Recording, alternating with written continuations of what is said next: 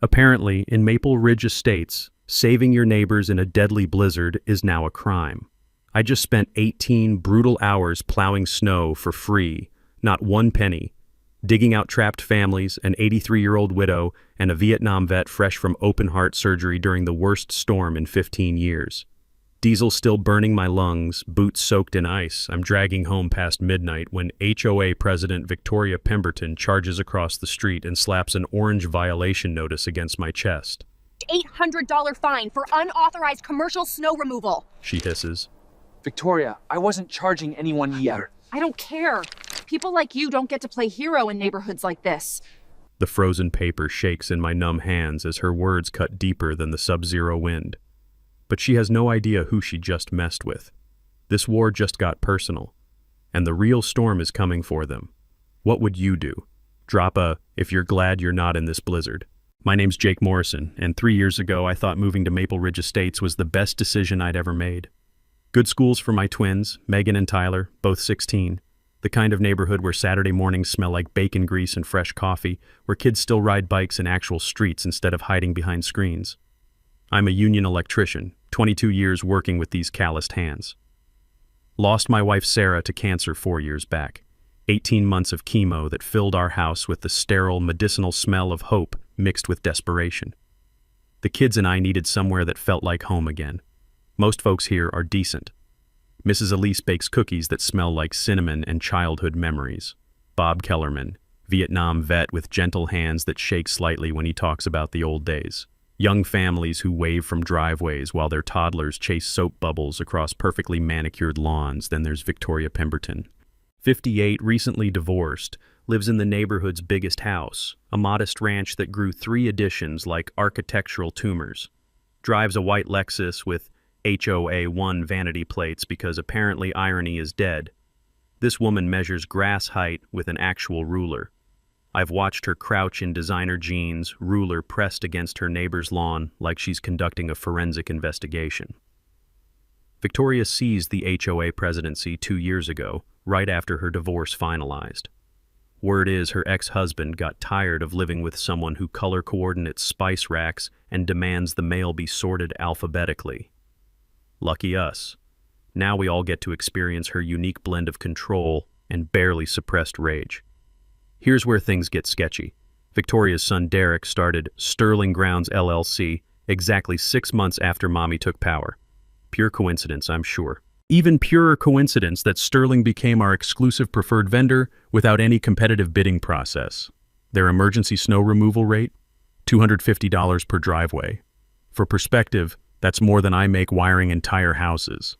I own a plow attachment for my F-250, bought it used 3 years ago with dreams of winter side money that never materialized.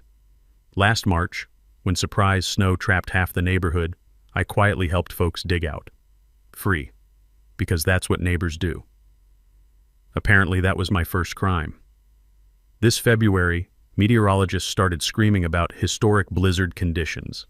24 inches predicted, 50 mph winds, the kind of storm that turns suburban streets into frozen death traps. City announced they'd handle main roads only. Residential areas were on their own until it passed.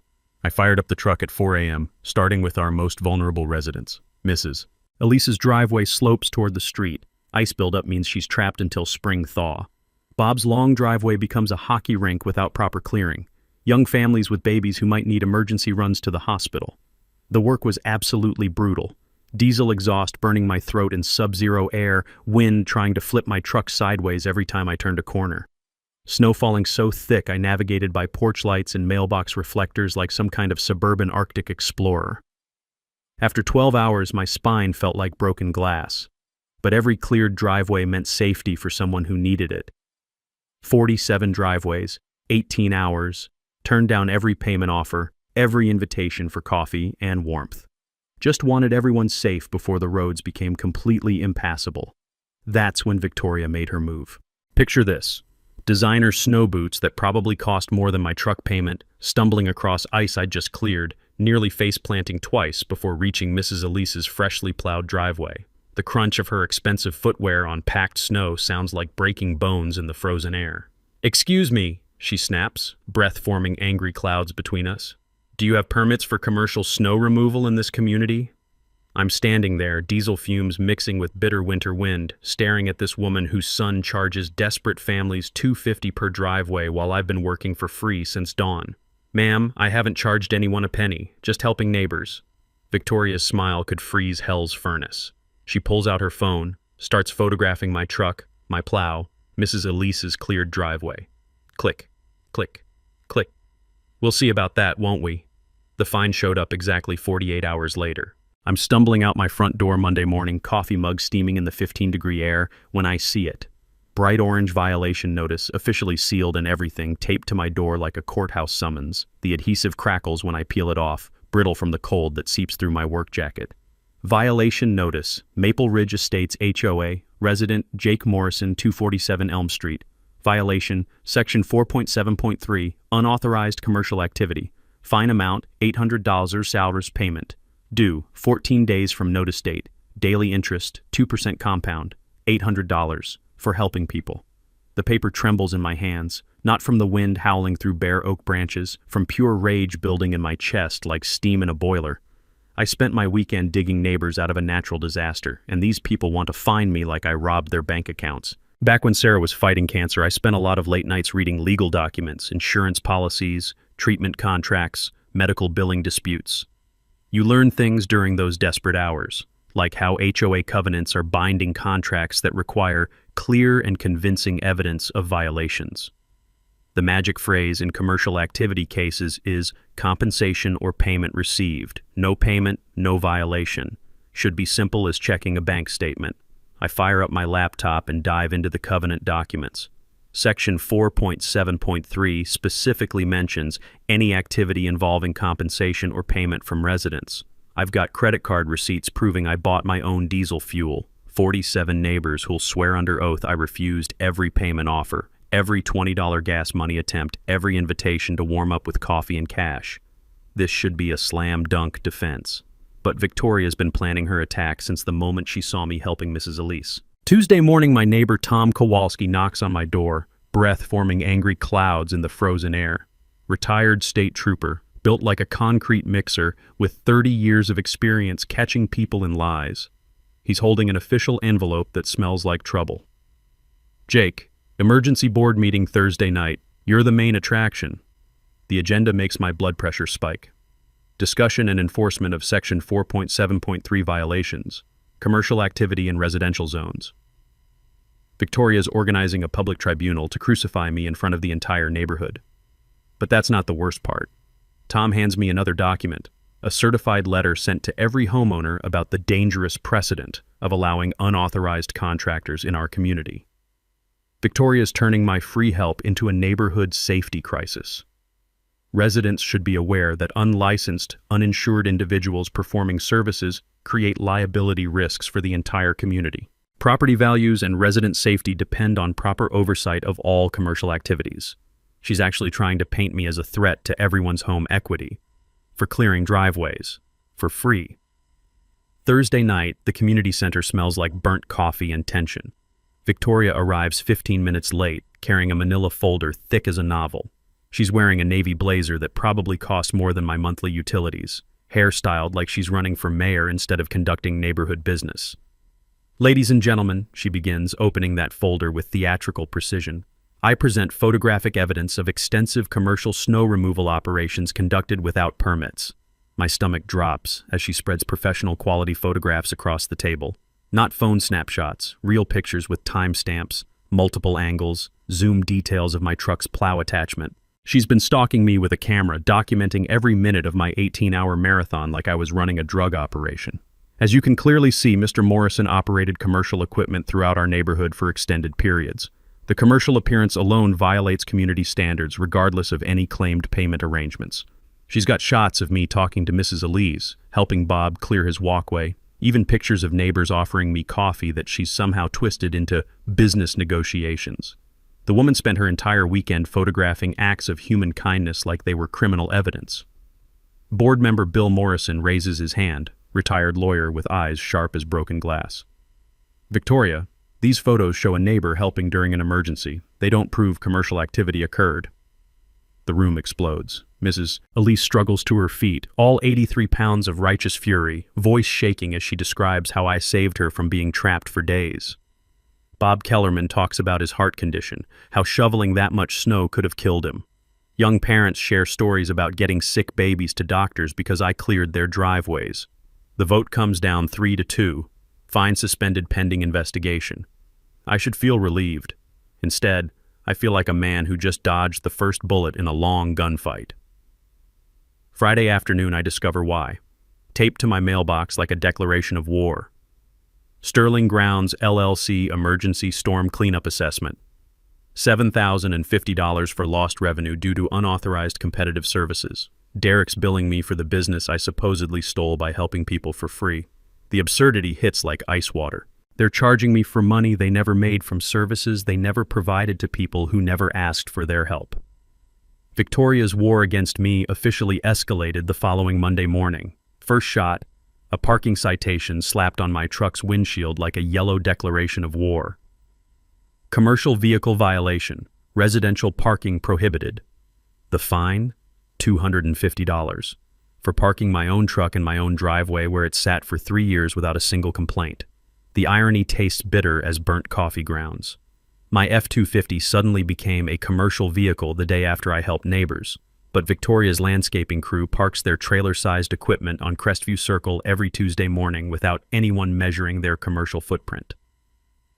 Second shot came Wednesday, a landscape committee citation declaring my front yard maintenance deficient. Apparently my grass was 3/4 of an inch too tall in February, under 2 feet of snow that still crunches underfoot when you walk across it. The woman cited me for invisible grass height violations during a blizzard. I'm starting to think Victoria has X-ray vision, or maybe she's just completely lost her mind. By Thursday, they'd revoked my family's pool privileges for the upcoming season. Something about residents under investigation being restricted from community amenities. Megan and Tyler lost their summer lifeguard jobs they'd counted on for college savings, because their dad committed the crime of helping neighbors. That's when Tom Kowalski knocked on my door again, this time carrying a banker's box that smelled like justice and old paper. "Jake, you need to see this." Tom's wearing the kind of smile that used to terrorize drunk drivers during his trooper days. "Been doing some homework in the public records office." Turns out Tom's been busy. 30 years of police work taught him how to follow paper trails, and Victoria left quite a trail. He spreads contracts across my kitchen table like evidence photos from a crime scene. Sterling Grounds LLC's exclusive snow removal agreement with Maple Ridge Estates HOA. The contract makes my jaw drop harder than January temperatures. Sterling gets paid whether they work or not. A $5,000 monthly retainer plus $250 per driveway for emergency services. The real kicker? A 150% markup clause for storm cleanup, meaning they can charge almost $400 per driveway during weather emergencies. "Look at the signature line," Tom says, pointing with a finger thick as a bratwurst. Victoria Pemberton signed as HOA representative 6 months ago. No board vote documented anywhere, no competitive bidding process, no community input meeting. She just handed her son's company an exclusive contract worth potentially hundreds of thousands of dollars. Dr. Sarah Kim joins our kitchen strategy session that evening, bringing medical expertise and the kind of righteous anger that makes good doctors fight insurance companies. She treats half the neighborhood kids, knows every elderly resident's health history, and she's absolutely furious about what happened during the storm. Mr. Elise had chest pains trying to shovel their driveway, she explains, her medical training making every word precise as a scalpel. Mrs. Patterson threw out her back, clearing enough space for her car. 3 of my patients ended up in urgent care with weather-related injuries because they couldn't afford Sterling's emergency rates. While we're connecting dots in my warm kitchen, Victoria's launching her public smear campaign across the neighborhood. Anonymous flyers appear on car windshields like some kind of suburban propaganda. Is your neighbor running an illegal business? The accusations sting worse than wind chill. Suggestions that I might be casing homes while plowing, questions about my insurance coverage, dire warnings about liability issues with unlicensed contractors. The neighborhood fractures like ice under pressure. Team Jake includes families with children, elderly residents on fixed incomes, working folks who understand that helping neighbors used to be normal human behavior. Team Victoria attracts newer residents worried about property values, investment property owners, and her weekly bridge club, people who see dollar signs where others see human decency. The Nextdoor app becomes a digital battlefield. Victoria's supporters post essays about community standards and protecting home equity. My supporters share photos of cleared driveways, heartfelt stories about my help, screenshots of my refusal to accept payment. Comment threads stretch longer than winter nights. Then Victoria deploys her nuclear option. Friday afternoon brings a certified letter thick as a small-town phone book from Pemberton and Associates Legal Services. The envelope reeks of expensive attorney cologne and legal intimidation tactics. Cease and desist from all commercial activities immediately. Pay the $800 fine plus accumulated daily interest. Sign an agreement never to provide services to residents again. And if I don't comply within 7 days, they'll place a lien against my house. A lien on my home, where my kids live, where Sarah and I dreamed of growing old together. My hands tremble as I read the legal threats, memories flooding back to those nightmare months when medical bills stacked up like cordwood. We almost lost this house then, would have lost everything if Sarah's insurance hadn't finally covered her treatments. The thought of facing financial destruction again, this time for the crime of human kindness, makes the room spin. But my kids surprise me with their strength. Megan's been researching nonprofit law for a school project, diving deep into legal databases I didn't know existed. While I'm drowning in panic, my 16-year-old daughter discovers our first real weapon: Good Samaritan Act protections for emergency assistance providers. Tyler's been playing digital detective, stalking social media like it's his job. He finds Derek's Instagram bragging about storm cleanup specials during the exact blizzard when I was working for free. Photos of new equipment, captions about weather creating opportunities. Late Friday night, studying Tyler's screenshots and Megan's legal research, something clicks in my electrician's brain. 3 other neighbors got similar fines this month: Bob for unauthorized tree removal, Jenny for unlicensed fence repair, Mike for commercial pool maintenance. Every person fined has skilled trade experience. Every violation threatens Sterling's approved services. This isn't about rules. This is systematic elimination.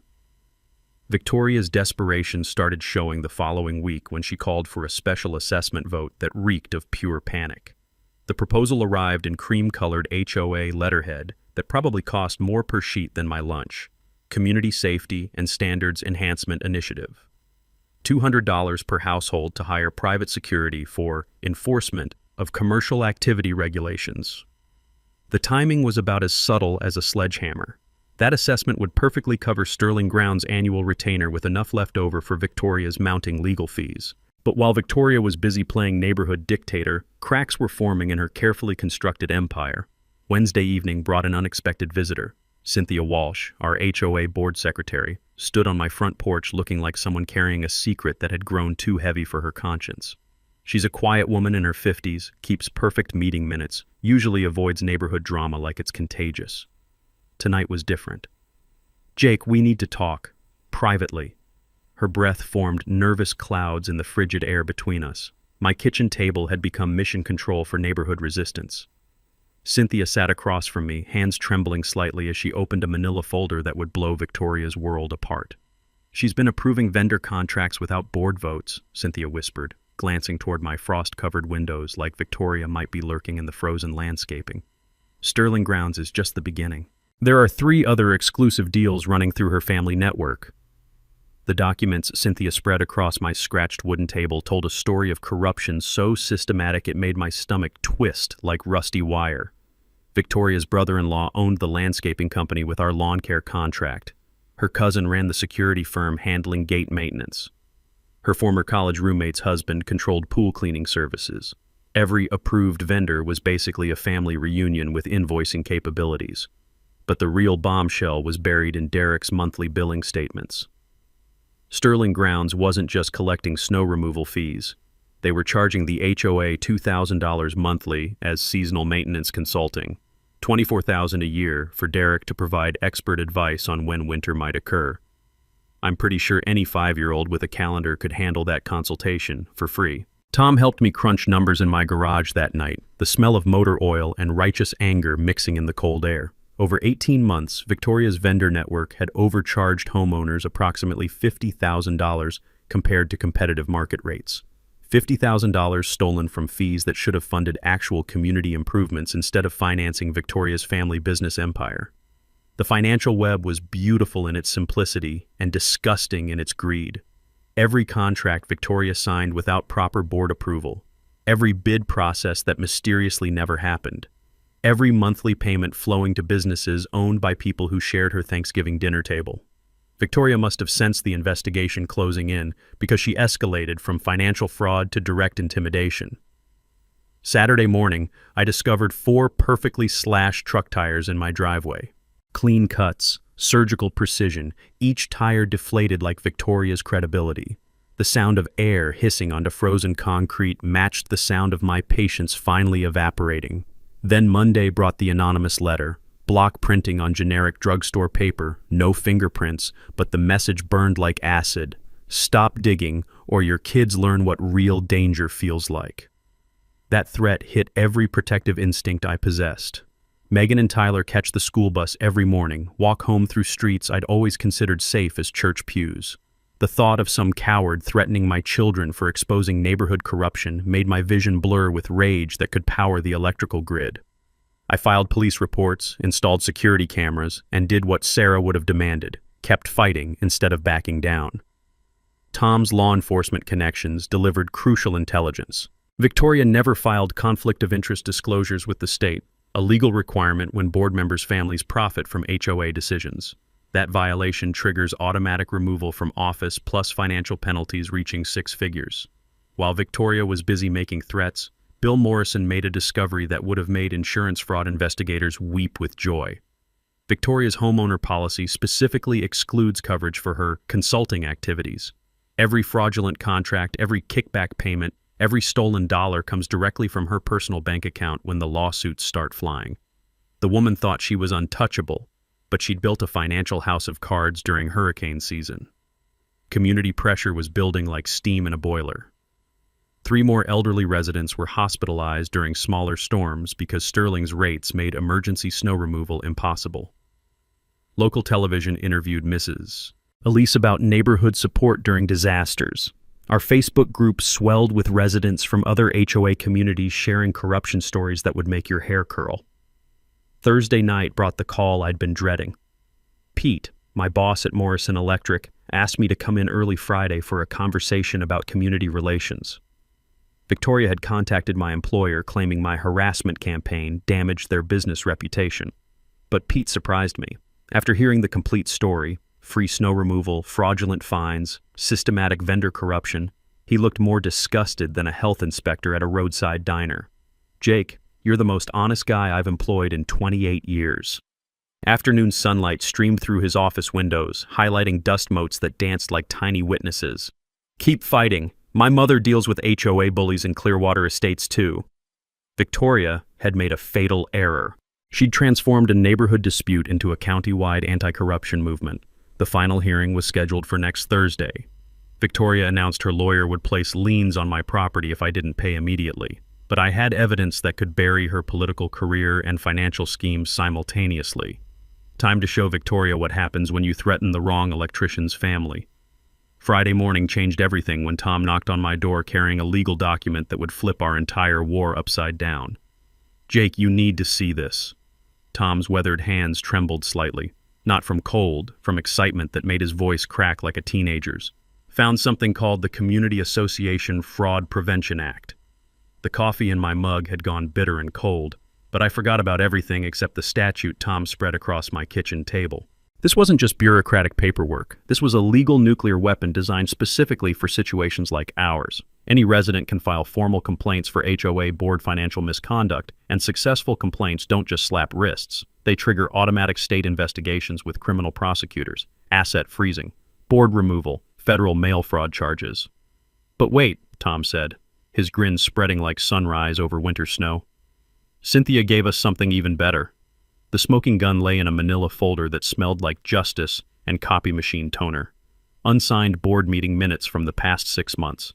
Every vendor contract Victoria approved showed the same damning pattern, her signature on approval documents. but no corresponding board meetings, no recorded votes, no community notifications required by state law. She'd been forging board approval for 18 months. "Look at these dates," Tom pointed with fingers that still bore calluses from 30 years of police work. Victoria signed Sterling's contract in January. The board meeting supposedly approving it, March 15th. She's been creating fake documentation after your complaint forced her to cover tracks. The legal implications hit my electrician's brain like voltage through wet copper. This wasn't just HOA rule violations. This was fraud, breach of fiduciary duty, criminal conspiracy.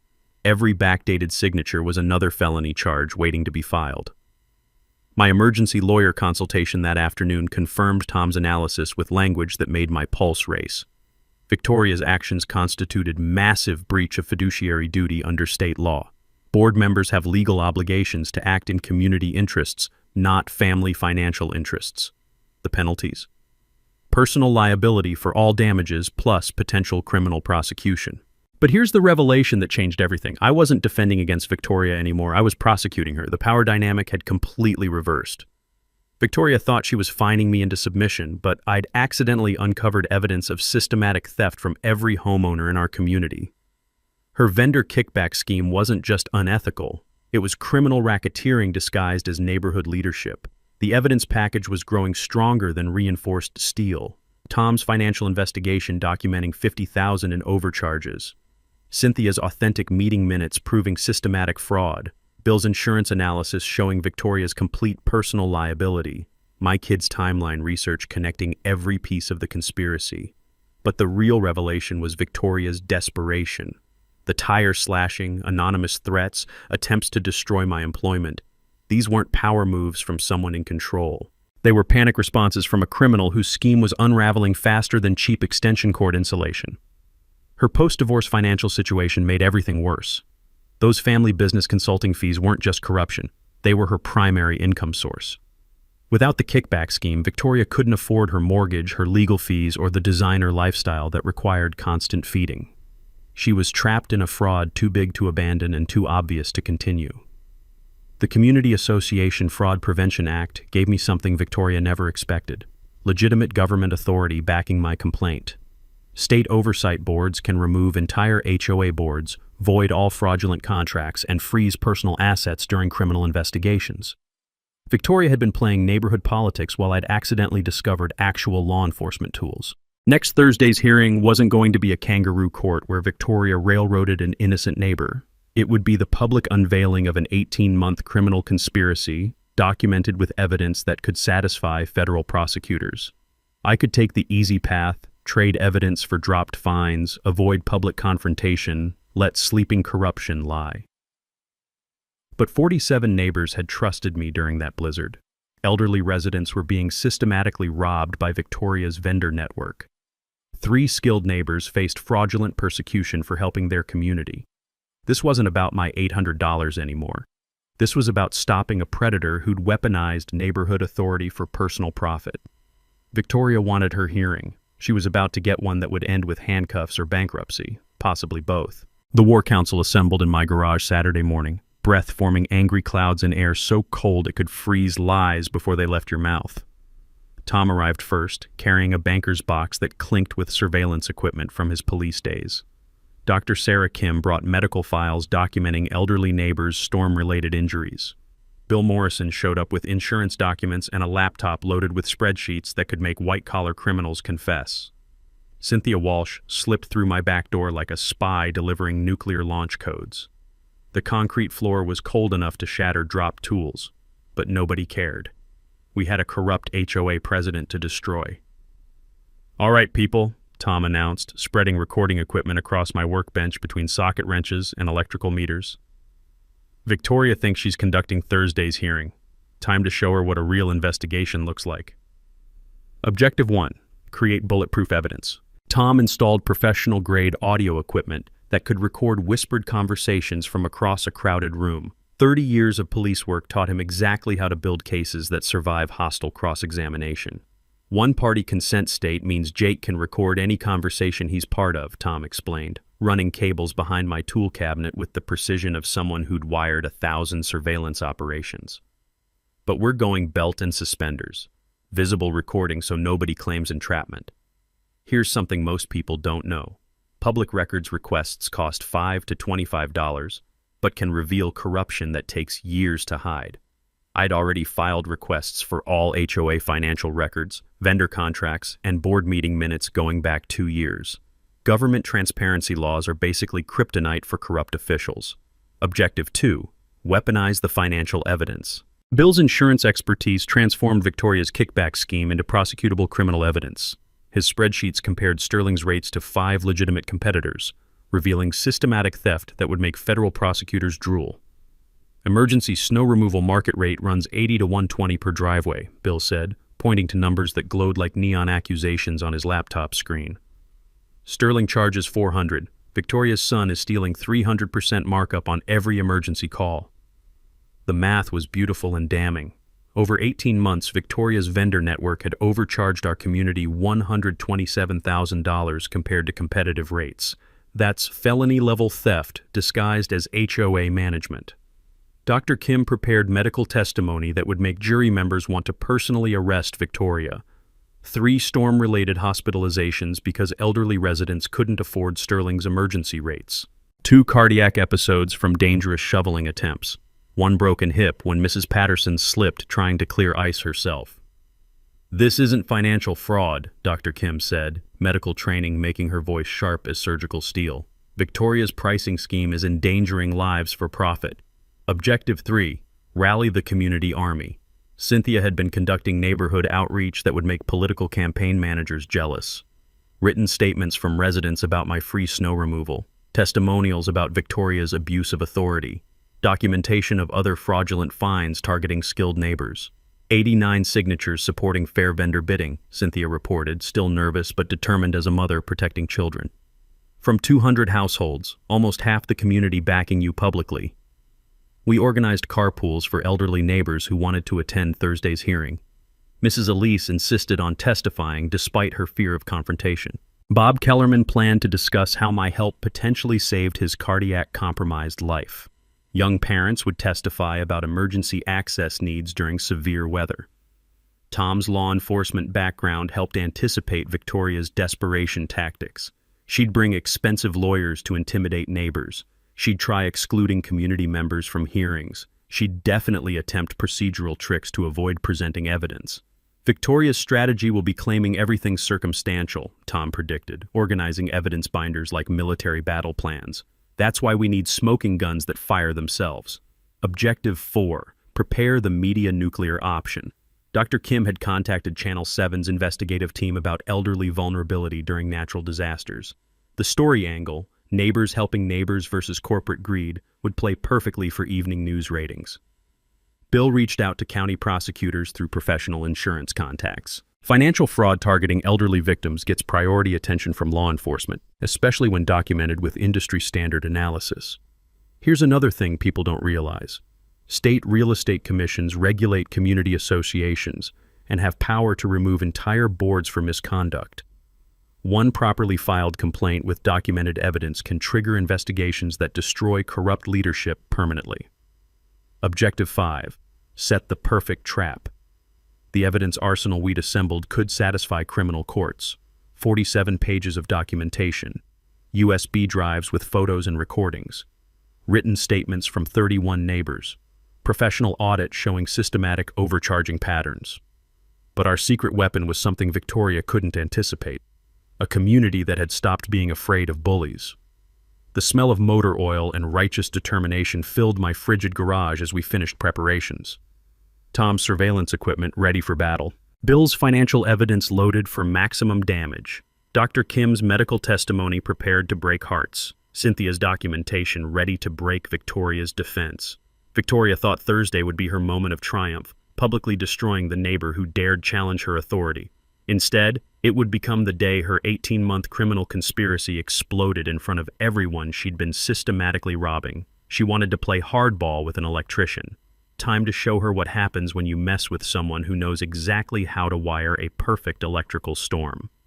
Victoria's desperation reached pathetic new depths Monday morning when she tried sabotaging the hearing with the subtlety of a wrecking ball through a china shop. The emergency notification materialized in everyone's mailbox like a plague of bureaucratic locusts. Urgent. Water main break emergency meeting. Thursday, 7 p.m., Community Center. Same time, same location as my scheduled hearing. What are the odds? Victoria was attempting to split my audience, confuse supporters, and bury my corruption hearing under manufactured emergency business. The woman had apparently decided that if she couldn't win fairly, she'd cheat so obviously it would insult a kindergartner's intelligence. Tuesday escalated with a bribery attempt that reeked of desperation and expensive attorney cologne. Some downtown legal shark in a suit worth more than my truck knocked on my door, briefcase gleaming like polished lies in the winter sunlight. Mr. Morrison, my client seeks quiet resolution of this unfortunate misunderstanding. The papers he handed me felt slick as snakeskin between my calloused fingers. All fines voided plus $5,000 cash for my inconvenience, in exchange for signing a non-disclosure agreement and agreeing to comply with community vendor approval policies. $5,000 to shut up and let Victoria continue robbing my neighbors. The bribery was so blatant it would have made organized crime bosses take notes.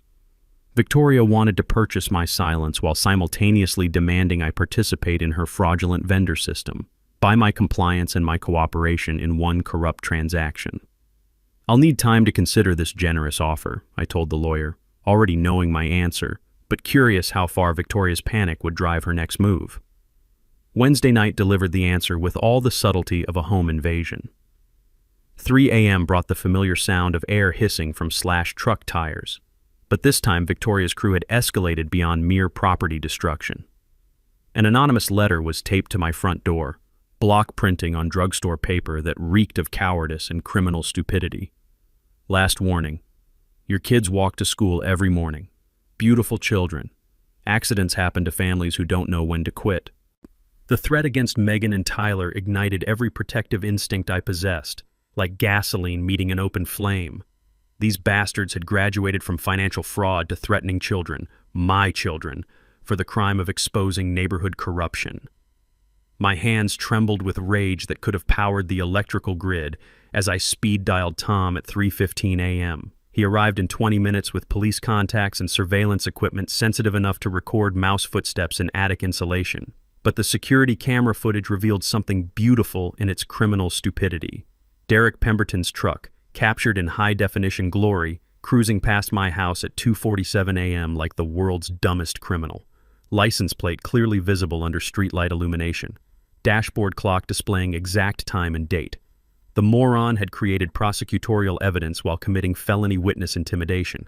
Tom's police contacts treated written threats against families like the federal crimes they represent. They copied our footage, filed reports that would shadow Victoria's family permanently, and increased neighborhood patrols to levels that would make drug dealers relocate to quieter communities. Thursday morning brought Victoria's most desperate gambit yet. Pete called from Morrison Electric, voice tight with frustration that could crack foundation concrete. Jake, Victoria Pemberton and some lawyer just left my office. Claimed your harassment campaign damages our business reputation in the community. Demanded I fire you or they'd explore legal options against the company. Economic warfare. Victoria was attempting to destroy my family's livelihood for fighting her corruption. But Pete's response made me proud to wear Morrison Electric patches on my work shirts. Told them to evacuate my office before I called security and the labor board. Pete growled with satisfaction that warmed my chest like good bourbon. 28 years in business, never employed a more honest electrician. Also mentioned that threatening employee families might interest investigative reporters. Victoria had committed another tactical blunder. She'd transformed a neighborhood dispute into a business community crisis. Pete knew every contractor in 3 counties, and word travels faster than electricity when corrupt officials start threatening working families. The community response was building like thunderstorms before tornadoes. Mrs. Elise organized prayer circles for my family's protection. Bob Kellerman activated his veteran network for neighborhood security assessments. Young parents created carpools and walking groups, turning school routes into protected convoys. Victoria's intimidation had backfired spectacularly. Instead of terrorizing people into silence, she'd created community-wide resistance to corruption and threats. But Wednesday afternoon brought intelligence that made Tom's police instincts scream like tornado sirens. Private investigators were stalking my family. Megan spotted identical cars following her school bus 3 consecutive days. Tyler noticed strangers photographing him at basketball practice. Professional surveillance teams were documenting my children's routines and schedules. Victoria had escalated from financial fraud to systematic stalking of minors.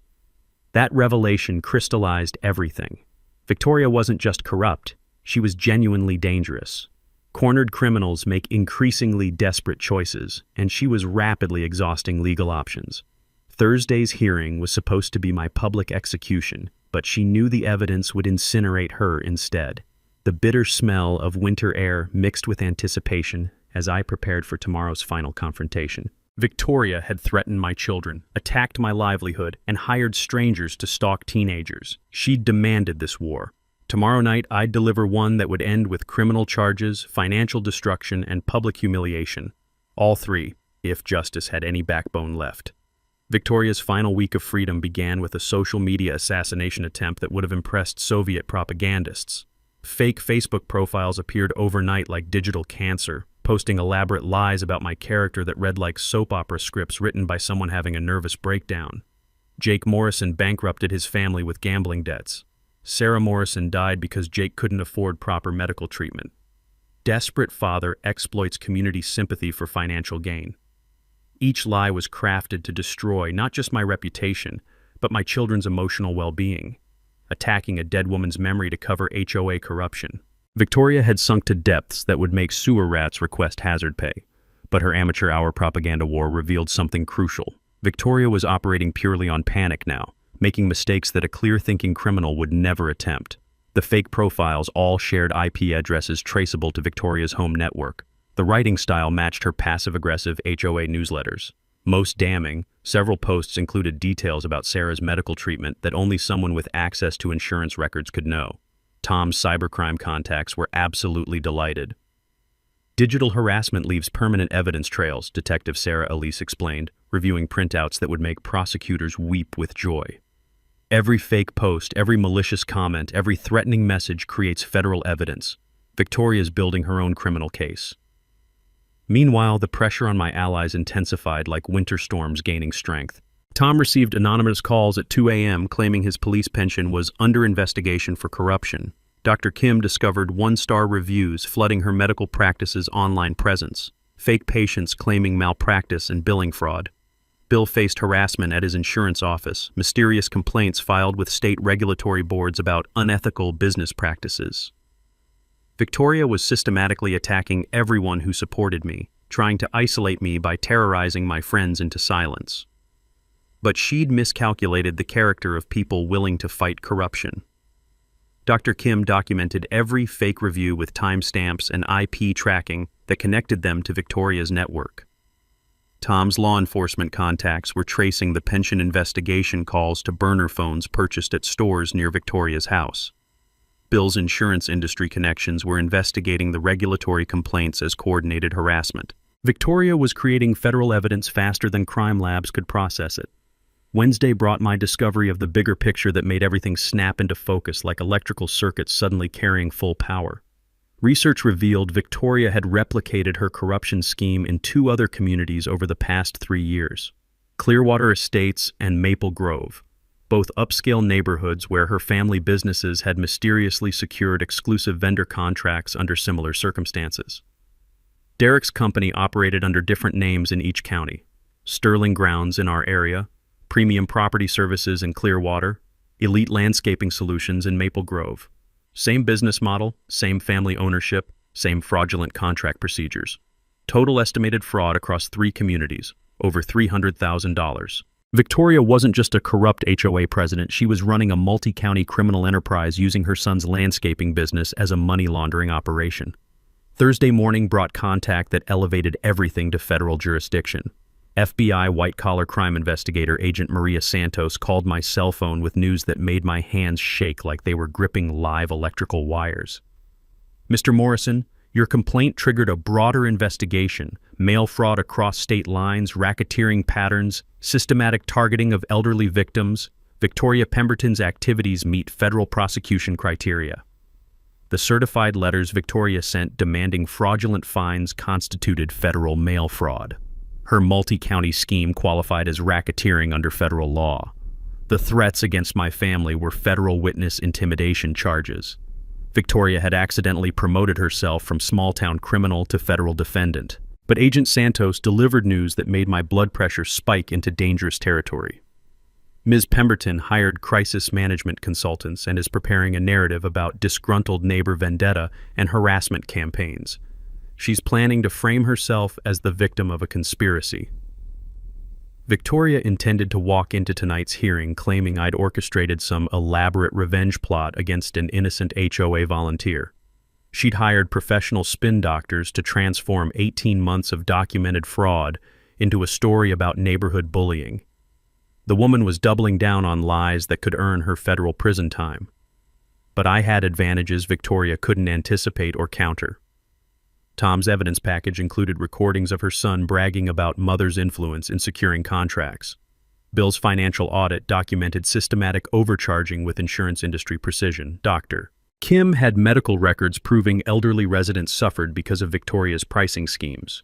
Most importantly, Cynthia had delivered copies of all authentic HOA documents proving Victoria had been forging board approvals for 18 months. The community mobilization was complete.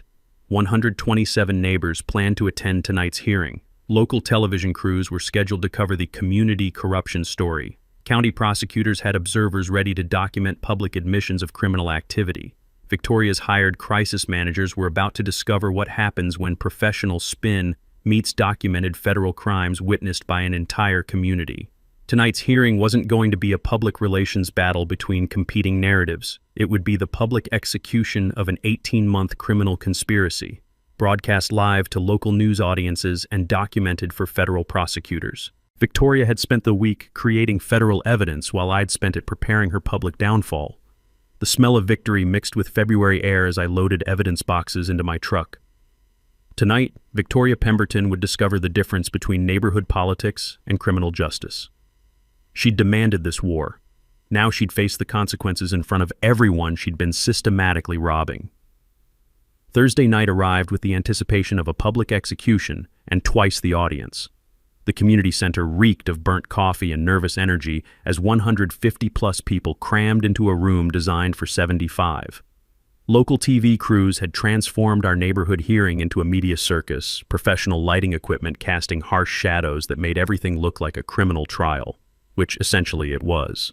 Victoria arrived 15 minutes late in a black sedan with tinted windows, hired driver to avoid the gauntlet of cameras and angry neighbors clustered around the entrance. She wore a navy blazer that probably cost more than most people's monthly rent, hair styled like she was announcing her candidacy for mayor instead of defending 18 months of systematic theft. The manila folder she carried looked thin compared to the banker's boxes of evidence Tom and I had loaded onto the presentation table.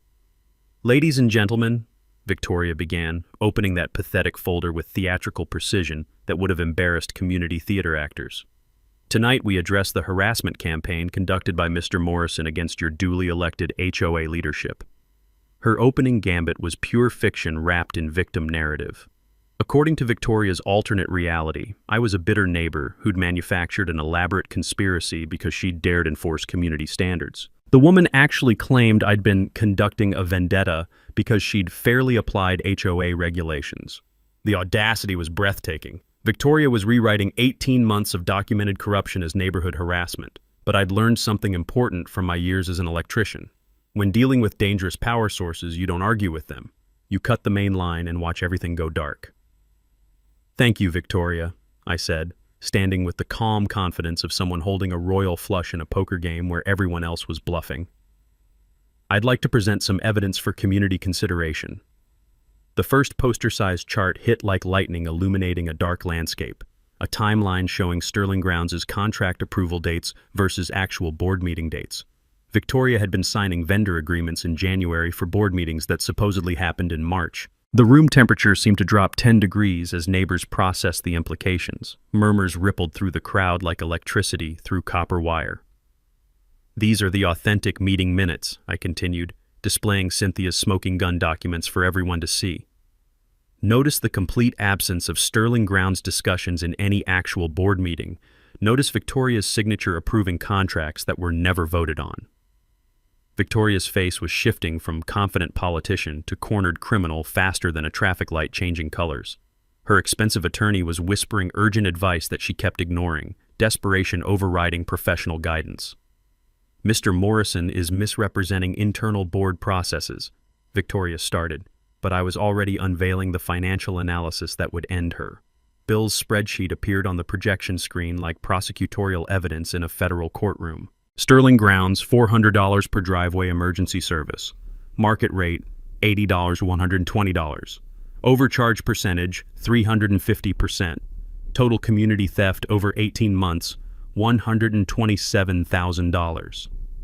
The visual impact was devastating. You could literally hear gasps echoing through the room as neighbors calculated how much Victoria's family had stolen from their HOA fees. "These overcharges funded Derek Pemberton's business expansion," I continued, showing photos from his social media accounts. "New equipment purchases during the same period his mother was approving no-bid contracts."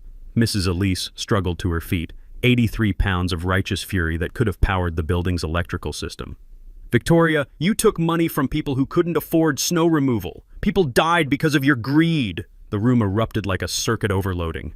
Neighbors who'd been quietly suffering under Victoria's regime began sharing stories. Bob Kellerman talked about his heart condition and the dangerous shoveling he'd attempted because Sterling's rates were impossible. Young parents described missing work because they couldn't afford emergency driveway clearing. Victoria tried claiming misunderstanding and procedural errors, but the evidence was overwhelming and her explanations sounded like lies told by children caught stealing cookies. That's when Detective Sarah Elise and Federal Agent Maria Santos entered through the back door, badges visible and handcuffs ready. The official law enforcement presence transformed neighborhood drama into criminal justice. Victoria's face went white as copy paper when she realized this wasn't just a community hearing anymore. It was evidence gathering for federal prosecution. "Ms. Pemberton," Agent Santos announced, voice carrying the authority of the United States government. "We have federal warrants for financial documents related to mail fraud and racketeering investigations." Victoria tried to flee, actually tried to push through the crowd of neighbors she'd been systematically robbing for 18 months. The woman who'd arrived like visiting royalty was attempting to escape like a common criminal. The community center erupted in applause that could have been heard from orbit. 150 people watching corruption get handcuffed in real time. Local television cameras capturing every moment of Victoria's public downfall. The vote to remove her from the HOA board was unanimous, 147-0. The motion to void all exclusive vendor contracts passed without discussion. Emergency board elections were scheduled within 30 days. Victoria Pemberton had entered that hearing as neighborhood royalty. She left in federal custody, facing charges that would destroy her financially and potentially send her to prison. Justice, delivered with the precision of a perfectly wired electrical system and the satisfaction of a community that had stopped tolerating bullies. The smell of victory mixed with February air as neighbors celebrated in the parking lot, finally free from 18 months of systematic theft disguised as community leadership. 6 months later, justice had been served with the precision of a master electrician and the satisfaction of a community that refused to stay silent. Victoria Pemberton pled guilty to federal mail fraud, racketeering, and witness intimidation charges. Her plea bargain included 2 years probation, $50,000 in restitution, and 500 hours of community service. Ironically, helping elderly residents with home maintenance she'd previously overcharged them for. Derek's landscaping empire collapsed faster than a house of cards in a hurricane. Federal asset forfeiture seized his equipment to pay victim restitution. His business licenses were revoked across 3 counties. Last I heard, he was working retail at a garden center, learning what honest employment feels like. The $127,000 recovered from Victoria's vendor fraud scheme became seed money for something beautiful, the Neighbor Helping Neighbors Emergency Assistance Fund. Mrs. Elise chairs the committee now, her gentle hands managing a program that provides free snow removal, basic home repairs, and emergency transportation for elderly and disabled residents. The fund pays skilled neighbors fair wages for helping community members who can't afford commercial services. Bob Kellerman runs our disaster preparedness training program, teaching families how to handle severe weather emergencies. His military experience and Victoria's painful lessons created protocols that keep people safe without bankrupting them. Dr. Kim established a nonprofit providing medical equipment loans, walkers, wheelchairs, hospital beds, for residents recovering from surgeries or dealing with temporary disabilities. No more elderly neighbors risking their lives attempting dangerous tasks because they can't afford help. The legal precedent my case established led to genuine reform. State legislators passed the Community Association Transparency Act, requiring competitive bidding for all HOA vendor contracts over $500. Conflict of interest disclosure laws now carry real penalties. Automatic board removal and personal financial liability. My story became a template for fighting HOA corruption nationwide. Tom created a free evidence-gathering manual that's been downloaded over 15,000 times. Bill's financial audit spreadsheet is used by homeowner advocates across the country. The toolkit we developed helps ordinary people document and prosecute corrupt community leadership. Personally, life got better in ways Sarah would have loved seeing. I was elected HOA president unanimously. First time in Maple Ridge history anyone ran unopposed. My platform was simple: complete transparency, competitive bidding, and community service over personal profit. Financial reports are posted online monthly. Board meetings are recorded and available to all residents. Property values increased by 12% after Victoria's removal, partly due to improved management, partly because positive media coverage attracted buyers who wanted to live in a community that fights corruption instead of tolerating it. Megan and Tyler earned full scholarships to State University. Their essays about fighting neighborhood corruption apparently impressed admissions committees who valued courage and civic engagement. They're both studying public administration, inspired by seeing ordinary people create positive change. The memorial garden we planted for Sarah became a community gathering place where neighbors actually talk to each other instead of hiding behind closed doors. Funded by grateful residents, maintained by volunteers, dedicated to the principle that helping others costs nothing but means everything. Tom runs for city council this fall on a transparency platform. Dr. Kim's medical practice expanded to include free quarterly health screenings for seniors. Bill started a nonprofit providing insurance education for elderly residents trying to navigate Medicare and homeowner policies. 6 months after our victory, Victoria's house went up for sale. The for sale sign in her front yard felt like justice served cold, but the new family moving in, young parents with 2 small children, represents something better: hope for communities built on mutual support instead of mutual exploitation. The ripple effects continue spreading. Documentary filmmakers are developing a feature about our case. Journalism schools use our story as a case study in community-based investigative reporting. HOA reform advocates reference our victory when lobbying for stronger oversight laws. But the best outcome isn't the fame or the legal precedents or the policy changes. It's Saturday mornings when I fire up the truck and plow driveways for neighbors who need help. No permits required, no fines threatened, no corruption schemes hiding behind community service. Just neighbors helping neighbors because that's what decent people do. Victoria Pemberton tried to fine me $800 for being human. Instead, she accidentally created a community that proves greed and corruption can't survive when ordinary people decide they've had enough. Thanks for hanging out with us on HOA Stories, where the HOA Karens meet their match. If this story had you cheering or cringing, go ahead and like the video, drop a comment with your reaction, and hit subscribe so you're ready for the next wild HOA tale.